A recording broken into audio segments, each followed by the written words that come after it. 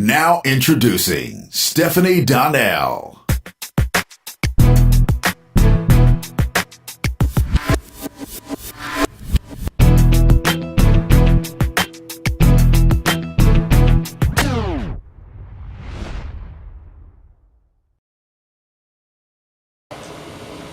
I know we're all created equal, but I seem to put a higher expectation on women.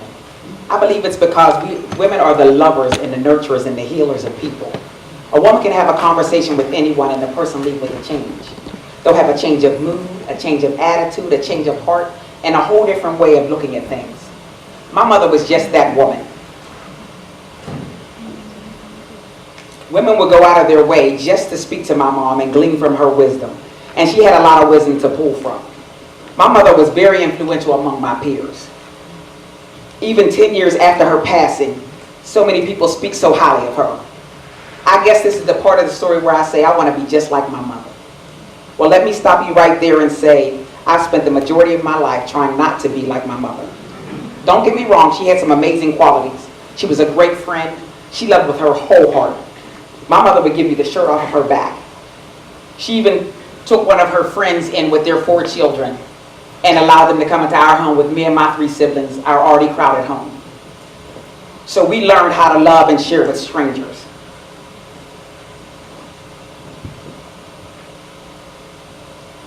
We had no choice but to learn how to love and share with strangers. But the problem was, she shared and gave to everyone, but I don't even remember her telling me that she loved me until I became an adult. And that's only because in every conversation as an adult, I would tell her I love you. And it's hard to hear someone tell you I love you without them saying it back to you. Even now, I tell my husband, don't tell me you love me and expect a response back. This is not a call and response. I will tell you I love you as much as I need to. But don't tell me you love me just to hear me say it back to you. When I was younger, I remember my mother working all the time. And when she wasn't working, she was out drinking or sleeping off what she drank to return to work. I'm sure there were times, but I don't remember a single time she was home with me just to hang out with me. My youngest memory of my mother was her being at a bar and taking us with her because we were too young to be home alone. But then we ended up sitting in the car for hours until she returned. And we were exhausted from the fighting and the crying and the hour of night in which she returned.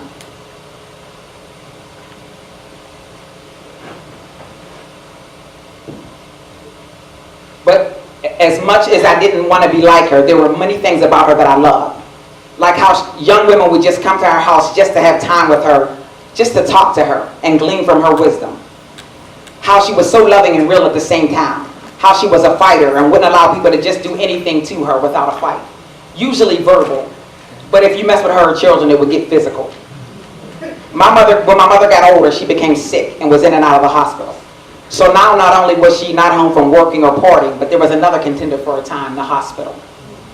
As my sisters got older, they began to go out with her, so now they had this connection that I didn't have. My mother gave her life to the Lord and began to attend church. She sang in the choir, she was a deaconess. But in my childlike understanding, I thought she was a hypocrite. When my mother was 63 years young, she had to have her leg amputated from the knee. I sat with her many days and we talked, and God allowed me to meet my mom. She told me about the things she regretted, some things that she missed out on. I met a woman who was just trying to live her life the best way she knew how. So as an adult, when I look back over those years and I'm a little bit older and a little bit wiser, I saw how my mother was abandoned by her mother as a small child. How she had no point of reference on how to be a mother. I see how she was trying to get to know the Lord, but in the beginning, she didn't realize that relationship was more important than religion. So long story short, she gets a pass. In 2010, my mother went home to be with the Lord. And God has blessed me with an auntie mom who has continued to allow me to glean nuggets of wisdom at her feet. So now here are a few things I've learned from my moms sitting at their feet.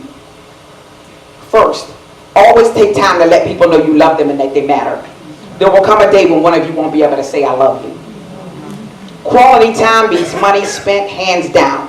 Children remember what you do for them more than what you spend. Take time to listen to people. You can learn something from anybody. Always be willing to pour into people because somebody poured into you. To whom much is given, much is also required. Don't show your behind in the street. Someone's always watching you. Don't be afraid to love your children. No matter how much you do for them, you need them more than they need you. Don't be afraid to make mistakes raising your children. Children are the most forgiving people on the planet. Always honor your husband. If you don't, there's always another woman willing to. Don't allow another man to turn your head. If he's turning yours, usually he's turning someone else's.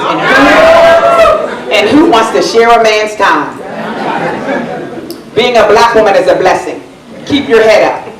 The women that treat you bad usually want to be you.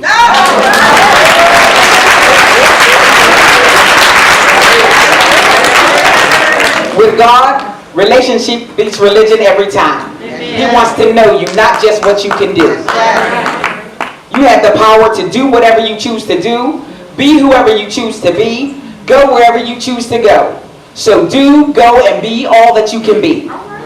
Life is precious and fleeting.